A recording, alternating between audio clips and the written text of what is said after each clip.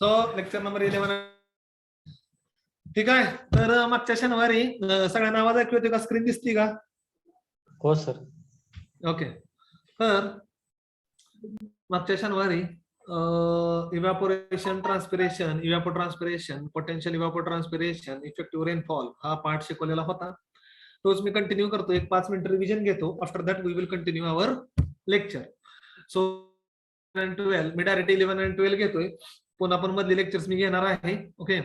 So what is mean by revision घेतोय, मग पुन्हा regular. Evaporation is a diffusive process by which water from the natural surface such as free water surface, barren soil, from living or dead vegetation, foliage, intercepted water, dewfall, guttation is lost in the form of vapor to the atmosphere. आता evaporation ची definitions तुम्हाला already सांगितलेली आहे. It is a loss of water in the form of vapor. पाण्याचं जे आहे vapour form मध्ये loss होणे, it is known as evaporation. त्याला आपण काय म्हणतो? इव्हॅपोरेशन. समजलं का? ठीक आहे. एकच minute, just hold for a minute.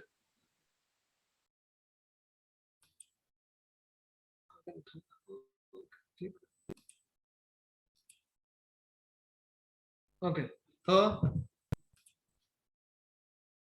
Okay. So evaporation is the loss of water in the form of vapor from land, river, lake. जमीन, नदी, नाले ह्याच्यामधून जे पाण्याचं बाष्पीभवन होतं त्याला आपण म्हणतो evaporation. It is one of the basic component of hydrological cycle. हे जे आहे हे हायड्रोलॉजिकल सायकलचे कंपोनंट आहे, म्हणजे जलचक्र ज्याला आपण म्हणतो ते. ओके. ठीक आहे. त्यानंतर transpiration is a process by which water is lost in a form of vapour through the plant surfaces, particularly leaves. Transpiration जे आहे it is the process of lost of water in a form of vapour.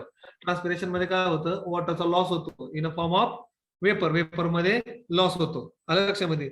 In this process water is essentially absorbed by the plant root due to the water potential gradient and it is moves upward through the stem and is ultimately lost into the atmosphere through numerous minor stomata in the plant's leaves.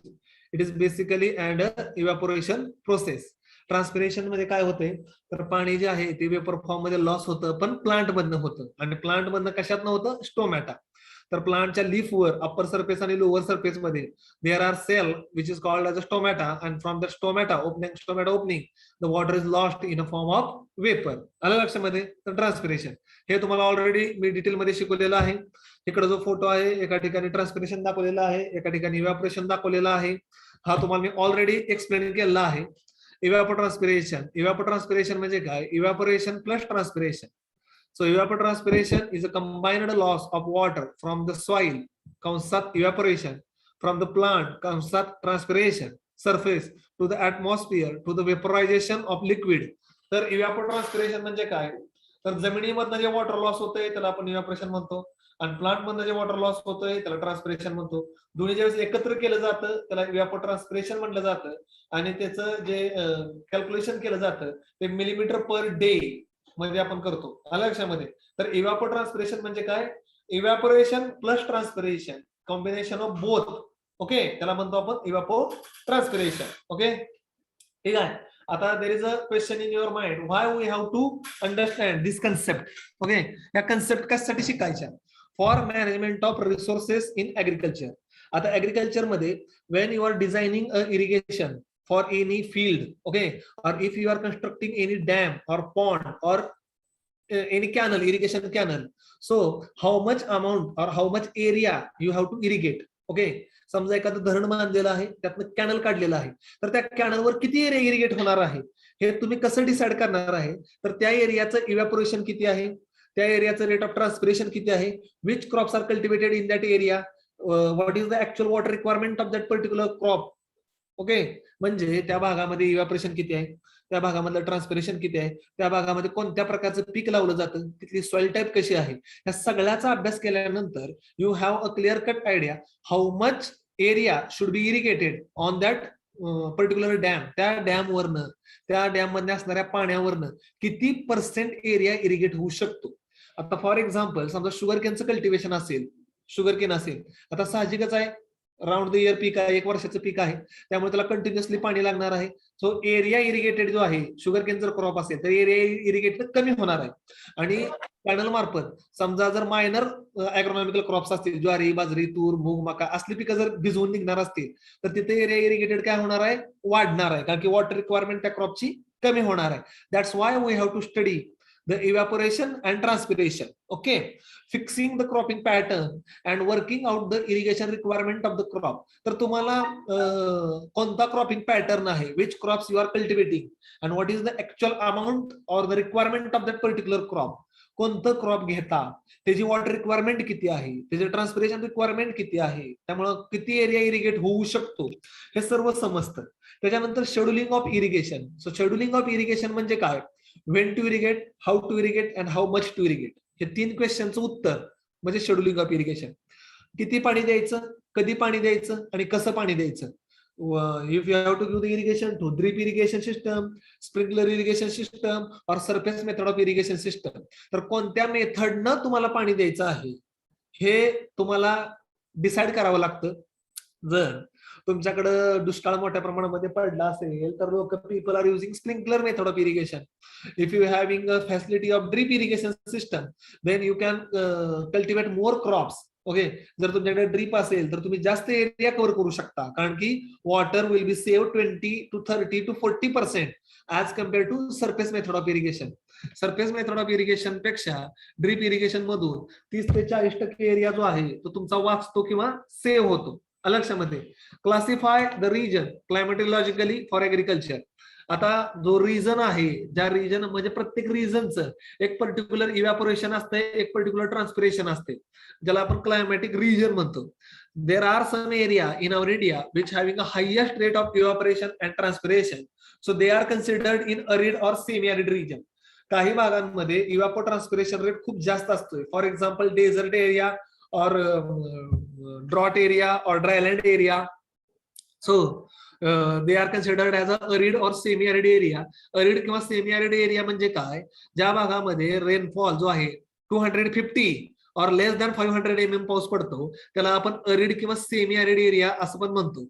So you can classify that particular region depending upon the evapotranspiration.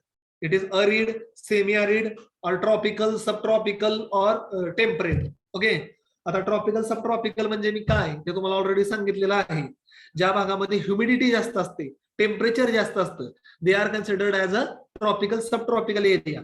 And the area or the region where there is a cool climatic condition. Okay, ज्या भागामध्ये थंड वातावरण असते, cool climatic condition असते, Jammu Kashmir, Kullu, Manali, Shimla, Himachal, they are considered as a temperate. त्या भागामध्ये इव्हॅपो transpiration rate जो असतो तो कमी असतोय. समजलं?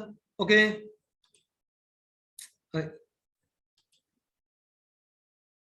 एकच मिनिट, सॉरी बाय मिस्टेक माझ्याकडे झालंय. एकच minute, wait for just a minute.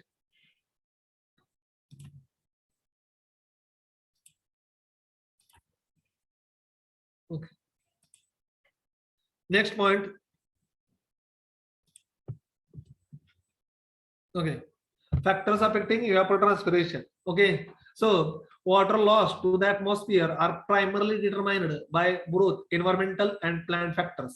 आता evapotranspiration जे फॅक्टर्स असतात, ओके, आता मी कंबाईन बोलणार आहे. ईटी, ईटी म्हणजे काय, इव्हॅपोट्रान्सपिरेशन. आता याच्यामध्ये जो आहे वॉटर लॉस तो सॉइल मधनं पण होणार आहे आणि प्लांट मधनं पण होणार आहे.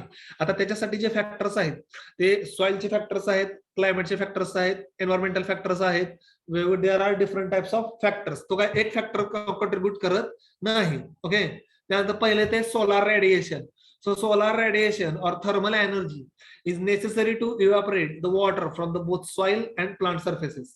ओके, आता कोणतंही इव्हॅपोरेशन, इव्हॅपोट्रान्सपिरेशन होण्यासाठी there should be a source of energy, and sun is a source of energy. Because of the sun, the temperature of surrounding, either it may be air, either it may be soil, okay, either it may be water. सूर्याच्या टेम्परेचरमुळे किंवा सूर्याच्या उष्णतेमुळे पाण्याचं वाफेत रूपांतर होतं. मग ते पाणी जमिनीमध्ये असू दे, नदी नाल्या ओढ्यांमध्ये असू दे. Thus, of the total solar radiation intercepted by the leaf, only 1 to 5% it is useful for photosynthesis. म्हणजे whatever amount of solar energy received by the earth surface, only 1 to 5% of energy is utilized by the plant leaf. Remaining 75 to 85% of solar energy is radiating or re-radiating into the atmosphere, and this 75 to 85% energy is, because of that there will be a evaporation and there will be a transpiration. Hence, increased solar radiation increases the atmospheric demand and it turns into evapotranspiration. जेवढं स्वच्छ सूर्यप्रकाश जास्त किंवा sunlight जास्त तेवढं evaporation आणि transpiration जास्त होणार. I have given the example that in a month of summer, उन्हाळ्यामध्ये इव्हॅपोट्रान्सपिरेशन जास्त, ते जवळपास 8 mm 9 mm 10 mm millimetre per day जातं, आणि आता जो पावसाळा आहे तिथं 2.5 mm 3 mm एवढं कमी इव्हॅपोरेशन आहे. Okay, so depending upon the solar energy evapotranspiration जे आहे ते चेंज होतं. त्यानंतर क्लायमॅटिक और environmental factor. So atmospheric temperature increases the atmospheric capacity of air to hold the water. Okay, तर ऍटमॉस्फेरिक जे टेम्परेचर आहे, ओके, ऍटमॉस्फेरिक जे टेम्परेचर आहे ते, एकच मिनिट,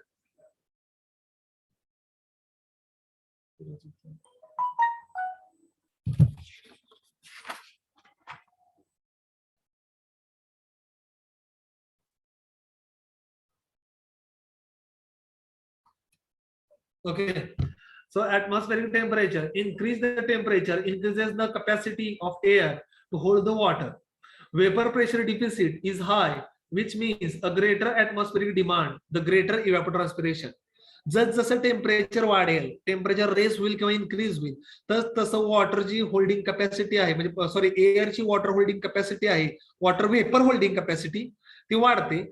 टेम्परेचर वाढलं की सायमल्टेनियसली किंवा automatically there will be a increase in evapotranspiration. आलं लक्षामध्ये? ठीक आहे.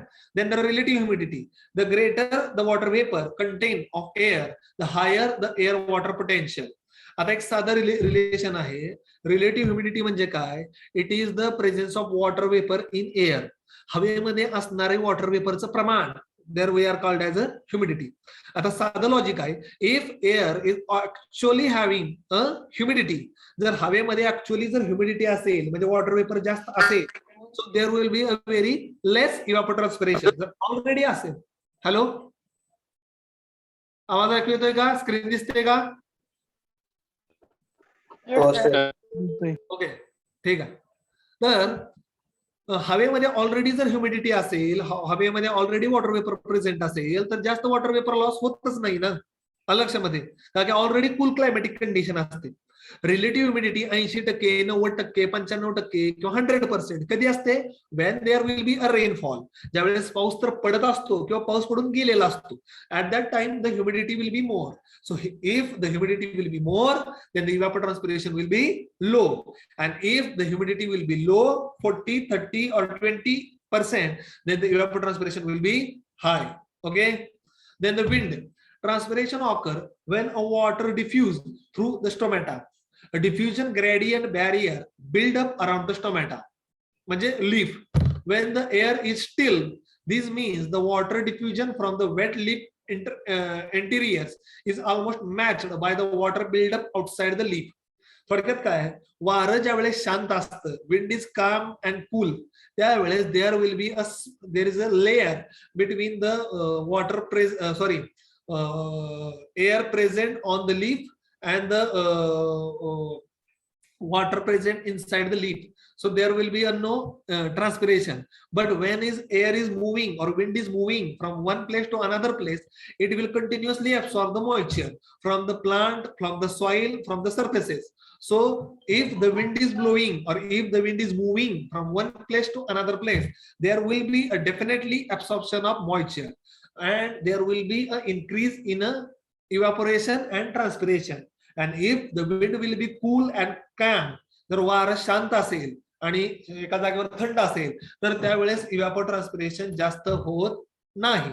ओके, आणि ज्यावेळेस वारं वाहत असतं त्यावेळेस इव्हॅपोट्रान्सपिरेशन जास्त होतं. त्यानंतर नेक्स्ट पॉइंट आहे soil moisture. Generally speaking, the evapotranspiration from a cropped field will increase with increase in a soil water contained due to enhanced soil evaporation. आता एक साधं गणित आहे, if your field is irrigated, जर तुमचं शेत किंवा तुमची फील्ड जर इरिगेटेड असेल तर साहजिकच आहे तुमच्या फील्ड मधून इव्हॅपोट्रान्सपिरेशन जास्त होणार आहे, कारण की if there will be a sufficient moisture is present in the field then there will be chance of soil as well as plant to absorb the water, and because of the wet soil or irrigated soil there will be a more evaporation as well as transpiration. However, the effect of soil water content on the evapotranspiration varies with the crop, and it's conditioned primarily by the type of soil and its water holding properties, crop rooting characteristics, and the meteorological condition determined the level of evapotranspiration.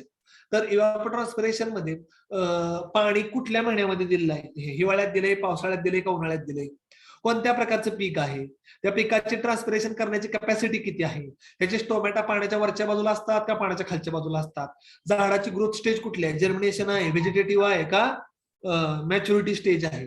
All this characters are affecting the evapotranspiration processes. Okay,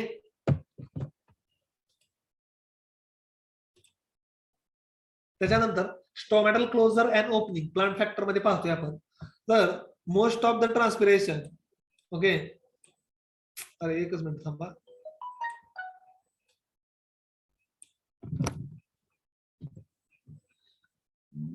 most transpiration occurs through the stomata because of the relative impermeability of the cuticle, and the little transpiration occur when the stomata is closed. आता सर्वांना माहिती आहे की stomata जो आहे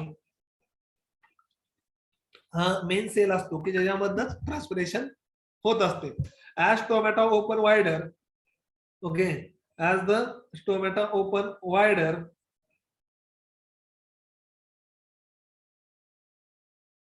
एकच minute,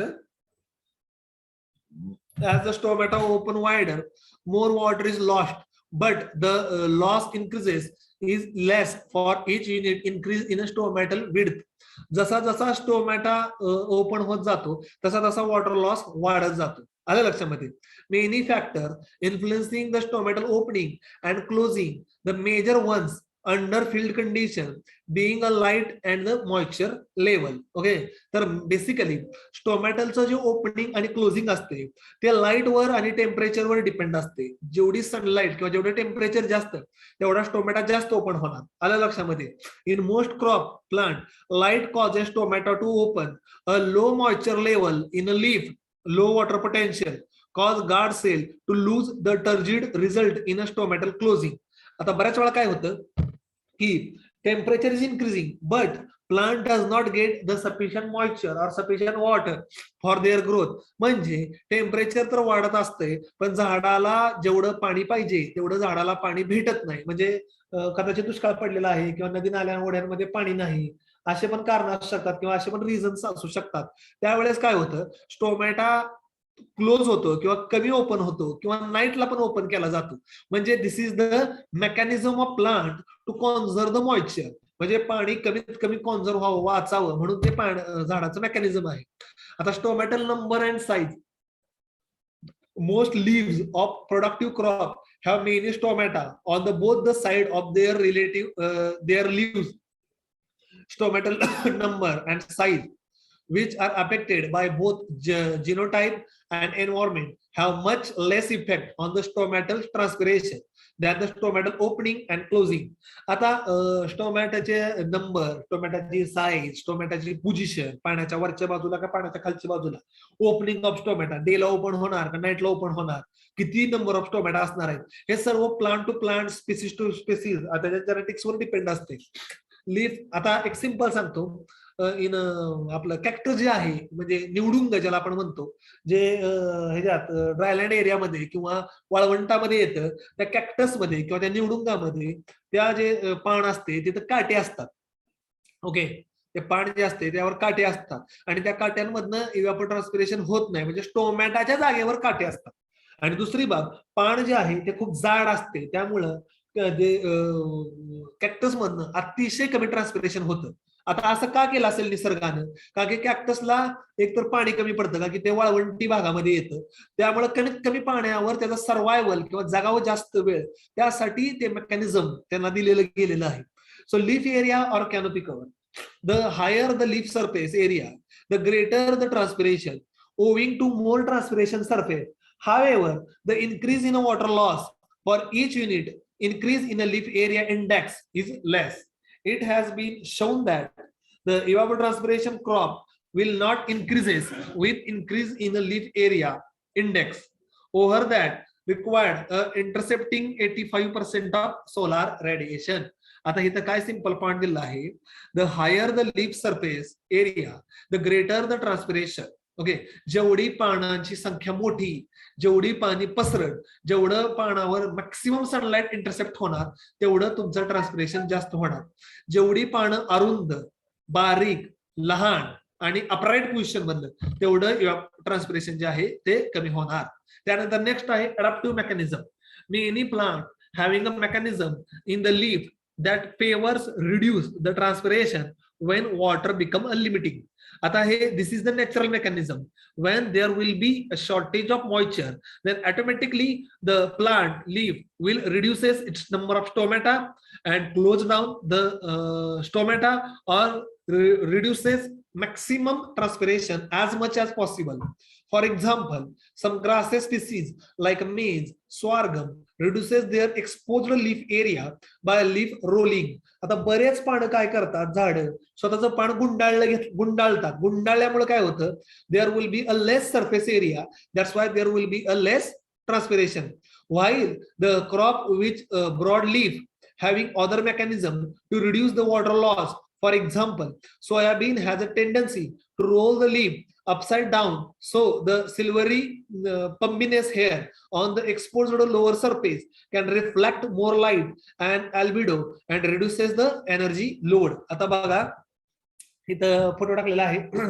हे बघा, ज्वारीनं पण त्याची पानं गोळा केलेली आहे स्वतःच्या भोवती, आणि सोयाबीननं पण बघा पानं उलटी केलेली आहे. ती पानं उलटी केल्यामुळं सोयाबीनच्या पानाची जी मागची बाजू आहे त्याच्यावरनं सनलाइट रिफ्लेक्ट होती, आणि ज्वारीनं पण पानं रोल केल्यामुळं मिनिमम ट्रान्सपिरेशन होतंय.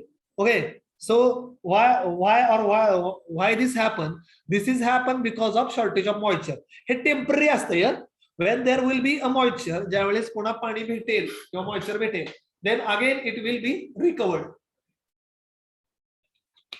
पुन्हा ते हाय असं पानं पुन्हा हाय अशी रिओपन होतात आणि पुन्हा ट्रान्सपिरेशन चालू होतं. म्हणजे झाड कमीत कमी पाण्यावर जगण्याचा हे प्रयत्न करतं. Plant factor, routing depth and proliferation.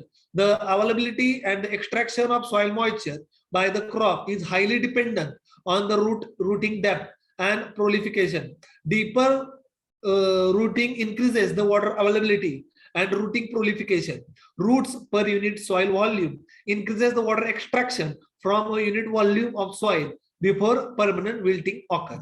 म्हणजे झाडाची मुळं जेवढी जमिनीमध्ये खोल जाणार, झाडाची मुळं जेवढी जमिनीमध्ये खोल जाणार, they are extracting the water from the deeper layer, and if they are get available water from the different layer, automatically they will transpire more. Therefore, higher root depth and prolification ensure higher water extraction, hence promote the transpiration. Okay, length of growing season. As the crop duration increases, the amount of water needed for the completion of its life cycle increases. Hence, the evapotranspiration of crop is increases. जसं जसं जे length of growing season वाढते, okay, length of growing season एखाद्या प्लांटची वाढते.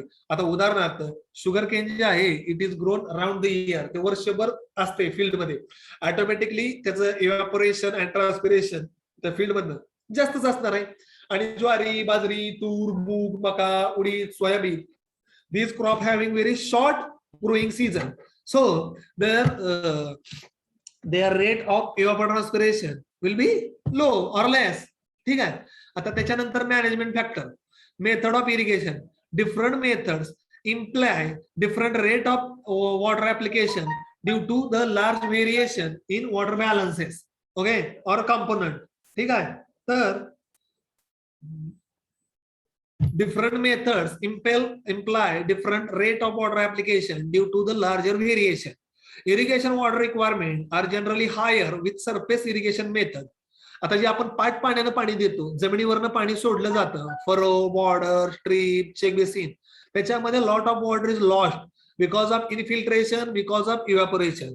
Okay, but if you are using a drip irrigation or sprinkler irrigation system, then water will be saved and water will be applied near to the root zone of crop. So the evaporation losses or the evaporation losses, transpiration आपण इथे शब्द घेऊ शकत नाही, will be minimum.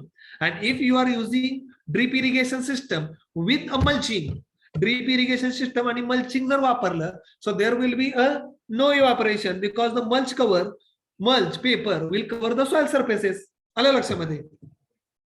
त्याच्यानंतर management factors मध्ये next point येतो की फर्टिलायझर्स. ओके, आतापर्यंत हा जो टॉपिक होता तो ऑलरेडी तुम्हाला शिकवून झालेला होता.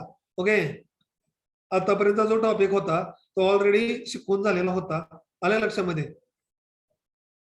ठीक आहे, इथनं पुढचं आता म्हणजे रिव्हिजनच मी जरा 20-25 मिनिटं जरा जास्त वेळ घेतलं, असू दे, काय हरकत नाही. आता इथनं पुढचा जो पॉइंट आहे तो पण मी घेतोय. ओके, आवाज ऐकू येतोय? स्क्रीन दिसते का?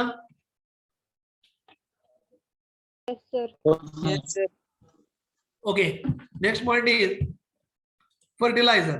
आलं लक्षामध्ये. Fertilizer, the use of fertilizer has only a little effect on evapotranspiration crop unless crop growth was previously adversely affected by a low soil nutritional or delaying the full crop canopy cover. आता ह्याच्यामध्ये काय आहे? The use of fertilizer has only a little effect on evapotranspiration crop unless crop growth was previously adversely affected by low nutrition. म्हणजे जर fertiliser तुम्ही दिले, okay, along with the irrigation, तर झाडाची वाढ चांगली होईल, ग्रोथ चांगली होईल, डेव्हलपमेंट चांगली होईल. Irrigation imposes a greater demand on fertilizer nutrient. Adequately, fertilizer soil produces much higher yield per unit of irrigation water than do a poor soil, provided the fertilizer is at the level in the soil and profile where the soil water is extracted by the plant. The moment of soluble nutrient and their availability to the crop is highly dependent on the method and frequency of irrigation. म्हणजे fertilisers जेवढे तुम्ही देचाल तेवढी झाडाची वाढ speed न होईल, growth चांगली होईल, इल्ड जास्त वाढेल. ओके, आणि जे मॅक्सिमम पाणी तुम्ही देताय त्याची झाडाच्या वाढीसाठी, ग्रोथसाठी आणि डेव्हलपमेंटसाठी युटिलाइज होईल किंवा युजफुल होईल. आलं लक्षामध्ये. त्याच्यानंतर नेक्स्ट आहे wind breaks. So artificial and vegetatively wind breaks reduces the wind velocity downward from it.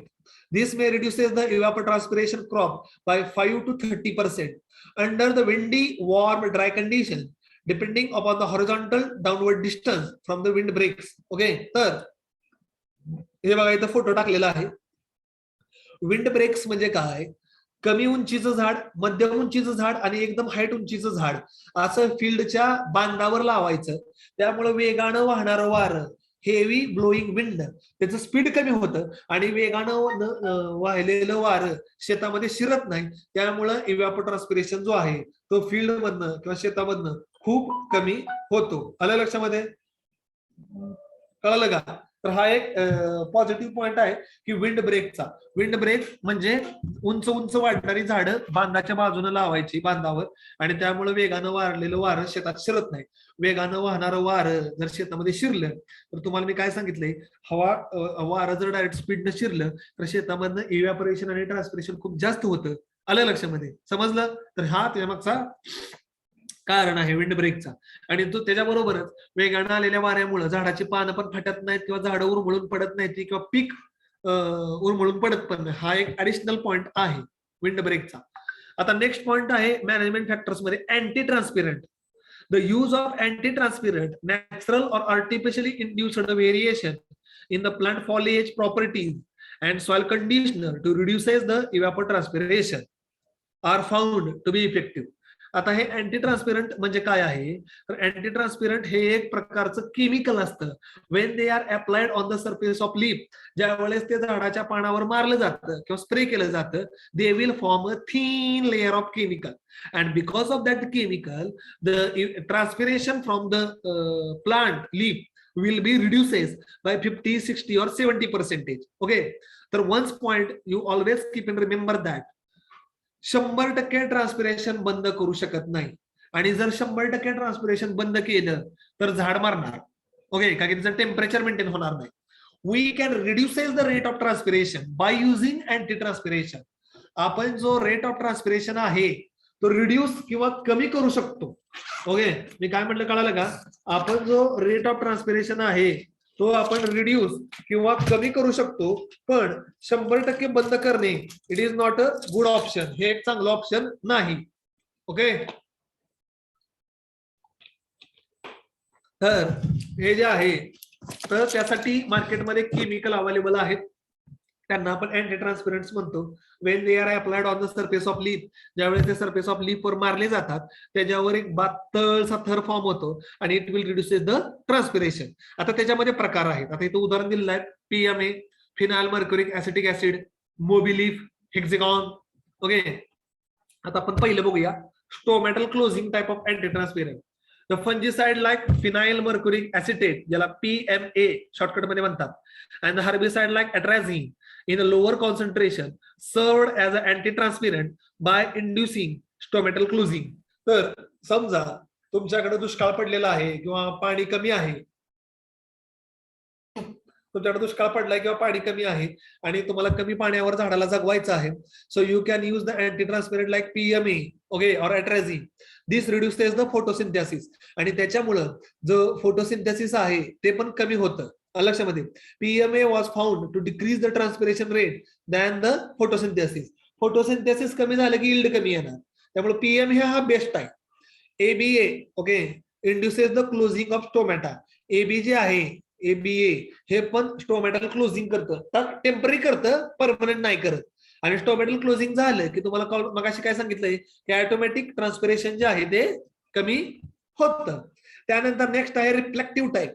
White material which form a coating on the leaf and increases the leaf reflection, ज्याला आपण albedo म्हणतो. ज्या वेळेस तुम्ही एक chemical मारता त्यावेळेस पानावर एक पातळ थर बनतो व्हाईटिश कलरचा, आणि त्यामुळं सनलाइट जे आहे, whatever the sunlight, it will reflected into the atmosphere. Sunlight जे आहे त्या ऍटमॉस्फिअर मध्ये रिफ्लेक्ट होते, अलग लक्षामध्ये, आणि त्यामुळं तुमच्या प्लांटचं जे आहे टेम्परेचर ते वाढत नाही. For example kaolin 5% spray reduces the transpiration losses. त्यानंतर डायमेटॉक्साइड अर्थ, ज्याला सिलाइट म्हणलं जातं, किंवा hydrated lime, calcium carbonate, magnesium carbonate, zinc sulphate, all these chemicals can reflect when they are sprayed on the plant leaf. They can reflect the sunlight and reduces the transpiration. Okay, ठीक आहे. तर stomatal closing, रिफ्लेक्टंट type आणि growth retardant type पण असते. आता I think ते पडलेलं नाही PPT मध्ये, तरी मी सांगतो. ग्रोथ रिटार्डंट टाइप हा एक अजून एक प्रकार असतो. Growth retardant type of anti transparent म्हणजे काय? When they are applied on the surface of leaf they will reduces the leaf surface area. Growth retardant मध्ये काय येतं? सायकोसिल. ओके, ते काय करतं, ज्यावेळेस आपण स्प्रे करतो त्यावेळेस झाडाची जी पानाची जी एरिया आहे किंवा पानाची जी लांबी आहे किंवा लेंथ आहे किंवा प्लांटची हाईट आहे ते कमी करतं. त्यामुळे काय होतं, सनलाइट जास्त एरियावर पडत नाही. ओके, आणि त्यामुळे ट्रान्सपिरेशन कमी होतं. तर त्याला काय म्हणायचं? Growth retardant type of anti transparent. ती स्लाइड कदाचित माझ्याकडून टाकायची राहून गेली, म्हणून मी तुम्हाला त्याचं ते उदाहरण देतोय, अलग लक्षामध्ये. ठीक आहे. त्याच्यानंतर management factor, salinity. The evapotranspiration crop can be affected by soil salinity. Since the soil water uptake by the plant can be drastically reduced due to the higher osmotic potential of the saline water. Reduced water uptake under saline condition is shown by symptoms similarly to those caused by the drought. okay, such as a early wilting, leaf burling, bluish green color in some plant reduces the growth and small leaf. आता salinity म्हणजे काय? If your soil is having a saline, ज्याचा जर तुमच्या सॉइलचा किंवा तुमच्या पाण्याचा pH जर 8.5 असेल किंवा 9 असेल तर तसलं सलाइन किंवा saline water it is cannot be absorbed by the plant root. तसलं पाणी झाडाची मुळं घेत नाहीत. सो ऑटोमॅटिकली त्याच्यावर लीफ बर्निंग, पाने पिवळी पडणे, सुकणे, मरणे झाड. The same level of soil salinity can cause more damage under higher than under lower evaporation condition. Okay, the negative effect of soil salinity can partially offset by maintaining a higher soil water regimes in the root zone by maintaining the optimum evapotranspiration crop value. Okay, तर soil salinity मुळे झाडाची पानं water absorb करू शकत नाहीत आणि त्याच्यामुळे त्याच्यावर निगेटिव्ह इम्पॅक्ट जो आहे तो झाडाच्या ग्रोथवर, वाढीवर आणि इव्हॅपोट्रान्सपिरेशन वर पण येतच राहतो. आलं लक्षामध्ये? ठीक आहे. त्यानंतर पोटेन्शियल इव्हॅपोट्रान्सपिरेशन ज्याला पीईटी म्हणलं जातं. पेनम सायंटिस्ट होता 1948 introduced the concept of PET and he defined it as an amount of water transpired in a unit time by a short green crop of uniform height completely cover the ground and never short of water. He further stated that PET cannot exceed pan evaporation under the same weather condition is the some fraction of pan evapotranspiration. Potential म्हणजे maximum capacity of evaporation and transpiration. सोप्या भाषेतला शब्द सांगतो. झाडाची पूर्ण वाढ झालेली असते, व्हेजिटेटिव्ह स्टेज मध्ये असते, झाडाच्या मुळाला सफिशियंट पाणी असते, त्यावेळेस झाडामधून आणि जमिनीमधून जे इव्हॅपोरेशन आणि ट्रान्सपिरेशन होईल मॅक्सिममच असणार आहे, त्याला म्हणायचं पोटेन्शियल इव्हॅपोट्रान्सपिरेशन. कळली concept? I will repeat it again. झाडाची पूर्ण वाढ झालेली असते, झाडाची व्हेजिटेटिव्ह ग्रोथ झालेली असते, झाडामधला भरपूर पाणी अवेलेबल असते, त्यावेळेस सॉइल मधनं आणि झाडांच्या पानामधनं जे मॅक्सिमम इव्हॅपोरेशन आणि ट्रान्सपिरेशन होतं त्यालाच म्हणलं जातं potential इव्हॅपोट्रान्सपिरेशन. PET can be estimated by several techniques like lysimeter, energy balance method, aerodynamic approach, combination of energy balance and empirical formula, and irrigations can be scheduled conveniently based on the knowledge of PET or water use rate of the crop over a short time intervals of the crop growth. आलं लक्षामध्ये? त्याच्यानंतर जो next point आहे it is effective rainfall. आता metrology मध्ये I have already explain you what is mean bye effective rainfall. Okay, तर effective rainfall जे काय आहे ते ऑलरेडी मेट्रोलॉजी मध्ये सांगितलेलं होतं. The primary source of water for agricultural crop production in most part of the world is rainfall. आता सर्वांना माहिती आहे या देशामध्ये सगळ्यात जास्त जे पाणी आहे ते पावसामधनच मिळतं आणि सगळ्या देशामधलं किंवा जगामधलं agriculture it is depend on rainfall. As all water however cannot be useful for the crop production directly. सगळं पडलेलं पावसाचं पाणी झाड काय ऍब्सॉर्ब करत नाही. काही पाणी वाहून जातं, काही धरणात जाऊन साठतं, काही नदीत जाऊन साठतं, काही जमिनीत जाऊन मुरतं, काही जाऊन समुद्राला मिळतं.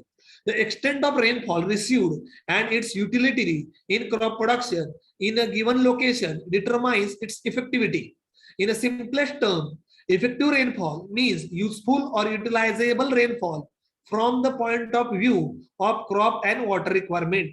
तर इफेक्टिव्ह रेनफॉल ची डेफिनेशन दास्तानी 1974 एक सायंटिस्ट होते दास्तानी 1974 has defined effective rainfall as that portion of total annual or seasonal rainfall which is useful directly or indirectly for meeting the crop water need in crop production at the site where it falls without pumping.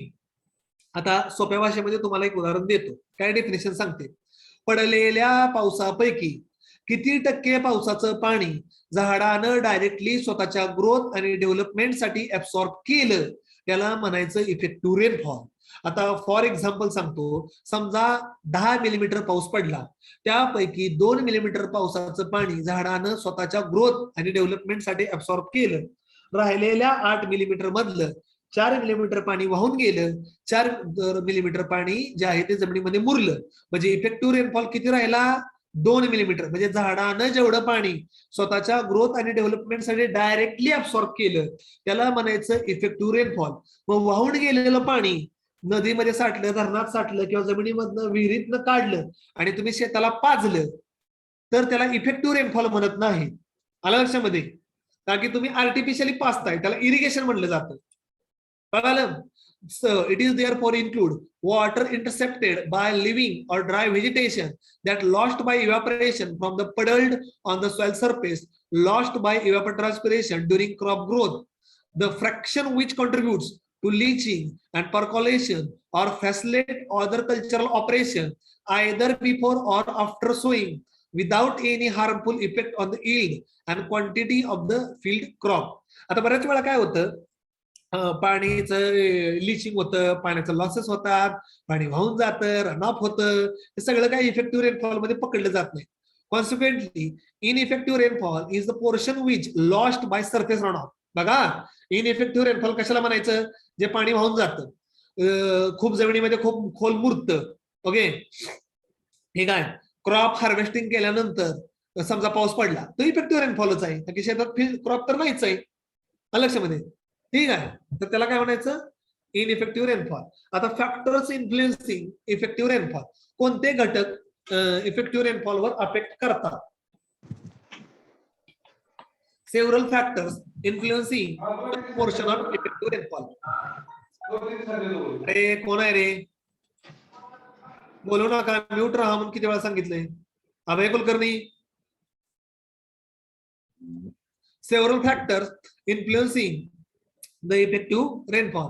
Any factor which affect the infiltration, runoff, or evapotranspiration affect the value of effective rainfall. Okay. आता आपण एक एक एक पाहूया. Rainfall. The amount, intensity, and distribution of rainfall influences the surface runoff and hence its effectivity. The greater amount of rainfall at high intensity reduces the effectivity of rainfall. Similarly, uneven distribution decreases the extent of effective rainfall. In India, during Kharif season, from July to September, the rainfall intensity, frequency, and amount is high. Then effectivity of rainfall is low. आता तुम्हाला एक उदाहरण देतो.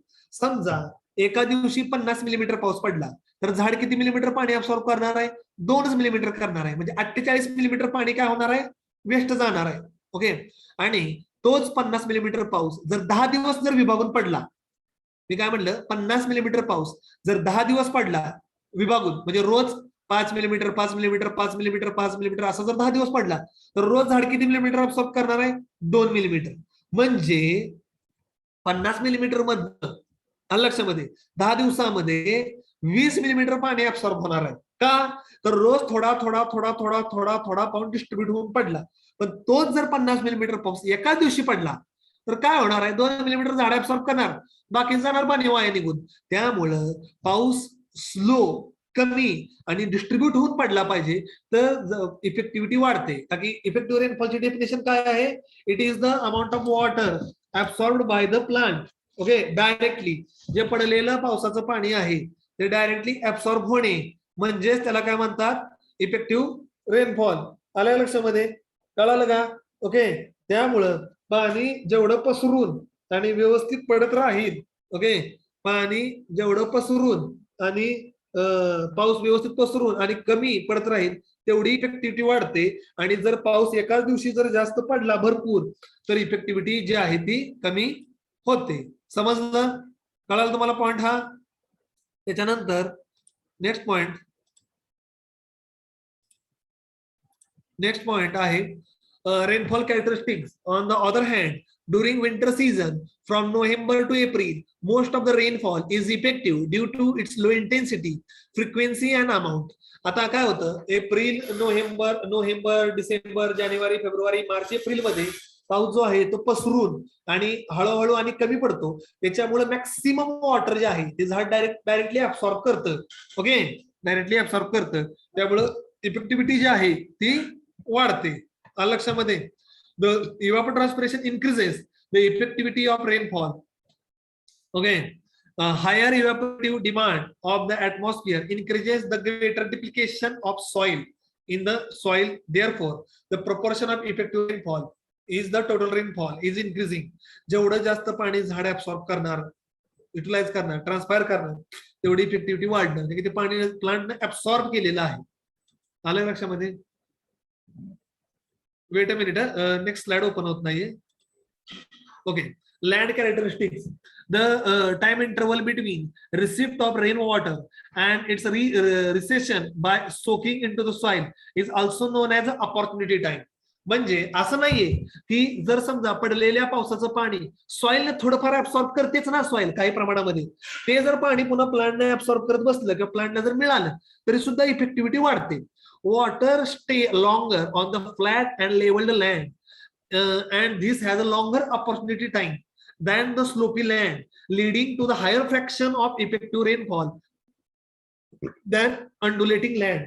जमीन जर chicken मातीची असेल, जमीन जर लेवल असेल, तर जमीन भरपूर प्रमाणात पडलेलं पावसाचं पाणी पकडून ठेवते आणि ते पकडून ठेवलेलं पाणी पुन्हा वापरण्यायोग्य राहतं किंवा युटिलाइज योग्य राहतं. आणि जमीन जर चढ उताराची असेल, अंडुलेटिंग असेल, तर ते पाणी मोठ्या प्रमाणामध्ये लॉस होतं किंवा मोठ्या प्रमाणामध्ये वाया निघून जातं किंवा रन ऑफ होऊन जातं. त्यामुळे इफेक्टिव्हिटी जी आहे रेनफॉलची ती कमी होते. आता soil characteristics, higher the infiltration and the permeability rate increases the effectivity of rainfall. लक्षामध्ये, ठीक आहे, जेवढं पाणी जमिनीमध्ये मुरेल, साठेल, तेवढं पाणी प्लांटला पुन्हा अवेलेबल होईल त्याच्या ग्रोथ आणि डेव्हलपमेंटसाठी. The fraction of effective rainfall increases with increase in water holding capacity of the soil. The portion of effective rainfall is lower in irrigated than unirrigated area where there is often greater deficiency of soil moisture. Suppose जर शेताला आज पाणी दिलं, okay, आज शेताला irrigation दिलं आहे आणि जर उतच होणार आहे कारण की ऑलरेडी सॉइल मध्ये मॉइश्चर आहे, झाडांना ऑलरेडी मॉइश्चर घेतलेलं आहे आणि त्यानंतर पाऊस पडला तर ते काय होणार आहे, इनइफेक्टिव्ह होणार आहे. काय होणार, त्याचं पाणी थोडीच ऍब्सॉर्ब होणार आहे. Ground water characteristics, the amount of effective rainfall is greater Wien the water table is deep than Wien it is shallow. आलं लक्षामध्ये? तर ह्याच्यामध्ये the amount of effective rainfall is greater, okay, Wien water table is deep. जो ground water table आहे जेवढा खोल असेल तेवढं जास्त पाणी जमिनीमध्ये मुरणार आणि ते जास्त वेळ झाडाला अवेलेबल होणार. Upward capillary movement of water decreases the deficit of moisture and hence the amount of effectivity of rainfall. त्यामुळे काय होणार, खालून पाणी ज्यावेळेस पाणी कमी पडेल त्यावेळेस खालच्या ग्राउंड वॉटर लेवलचं पाणी जे आहे ते वर वर वर वर अपवर्ड मुवमेंट होणार आणि ते प्लांटला अवेलेबल होणार ग्रोथ आणि डेव्हलपमेंटसाठी. आलं लक्षामध्ये? आणि management practices, any management practices influencing the runoff, infiltration, permeability or evapotranspiration also influence the degree of effective rainfall.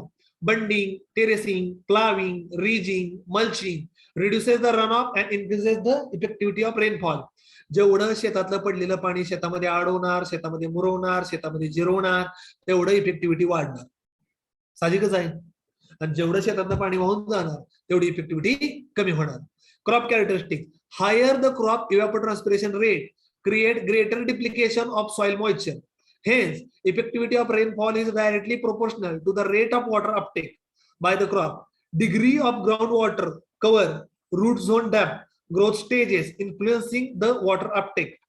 Okay, rainfall which reduces the yield such as a downpour which often cause a logging in a cereal when the later they are in a grain formation stage must be regarded ineffective. उदाहरणार्थ काय तुम्हाला सांगतो की झाडाची मुळं जर जास्त खोल असतील तर जास्त पाणी ऍब्सॉर्ब करणार, इफेक्टिव्हिटी वाढणार. झाडाची ग्रोथ स्टेज कुठली आहे ती महत्वाची आहे. जर झाड उगवून येत असेल नुसतं आणि पाऊस पडला तर ते काय जास्त पाणी ऍब्सॉर्ब करणार नाही, इफेक्टिव्हिटी कमी असणार आहे. झाड जर हार्वेस्टिंग स्टेजला आलेलं आहे आणि पाऊस पडला तर झाड काय पाणी घेणार नाही, कारण ते सुकलेलं असते. जर झाड जर व्हेजिटेटिव्ह स्टेजला असेल तर इफेक्टिव्हिटी वाढणार आहे. त्यामुळे झाडाची ग्रोथ स्टेज कोणती आहे त्याच्यावर इफेक्टिव्हिटी जी असते ती डिपेंड असते. त्याच्यानंतर आपला लास्ट पॉइंट जो आहे it is consumptive use. The term consumptive use, CU, is used to designate the sum of loss due to the evaporation and transpiration from the cropped field, as well as that water utilized by the plant in its metabolic activities for building up the plant tissue. Consumptive use म्हणजे काय? Plant whatever amount of water is useful for metabolic activities, respiration, transpiration, त्यासाठी झाड किंवा hormonal secretion, त्यासाठी झाडाला जे पाणी लागतं, it is only 1%. Whatever amount absorbed by the plant, झाडानं समजा 10 मिलीमीटर पाणी ऍब्सॉर्ब केले किंवा MM पाणी ऍब्सॉर्ब केले, त्यापैकी फक्त 1%च पाणी झाडाला लागतं, त्यापैकी फक्त 1% पाणी झाडाला लागतं. 99% जे पाणी आहे ते सगळं ट्रान्सपायर होऊन जातं. तुम्हाला मी ऑलरेडी सांगितलेलं आहे. So consumptive use is only a 1%. Consumptive use जो आहे हा 1% आहे. कळले का कन्सेप्ट कन्झम्प्टिव्ह यूजची? कन्झम्प्टिव्ह यूज म्हणजे काय? The water which is useful for the crop growth and development means it's metabolic activities साठी जे पाणी लागतं ते फक्त 1%च असतं, त्याला म्हणतात consumptive use. It is very negligible. त्यामुळं इव्हॅपोट्रान्सपिरेशन जे होतं त्यालाच वॉटर रिक्वायरमेंट असं कन्सिडर्ड केलं जातं. अलग लक्षामध्ये. आता daily consumptive use, it is the total amount of water used in evapotranspiration plus water used in metabolic activity crop for 24 hours. 24 तासामध्ये झाडानं जेवढं पाणी इव्हॅपोरेशन ट्रान्सपिरेशन झालं आणि झाडानं स्वतःसाठी वापरलं त्याला म्हणतात डेली कन्झम्प्टिव्ह यूज. ते कसं मोजतात? मिलीमीटर पर डे और सेंटीमीटर पर डे. त्यानंतर नेक्स्ट पॉइंट आहे seasonal consumptive use. The total amount of water used by the crop for evapotranspiration and metabolic activity during its entire season. त्याचा जो पूर्ण life आहे 2, 3, 4 महिन्याची त्याला म्हणतात सीझनल कन्झम्प्टिव्ह यूज. आणि peak period consumptive use, the average daily water use rate in terms of evapotranspiration plus that consumed in its metabolic processes during the highest consumptive period 6 to 10 days of the season called as peak period consumptive use. Peak period consumptive use म्हणजे काय? Maximum इव्हॅपोट्रान्सपिरेशन होतं किंवा maximum water absorb होतं. कधी होतं? शक्यतो vegetative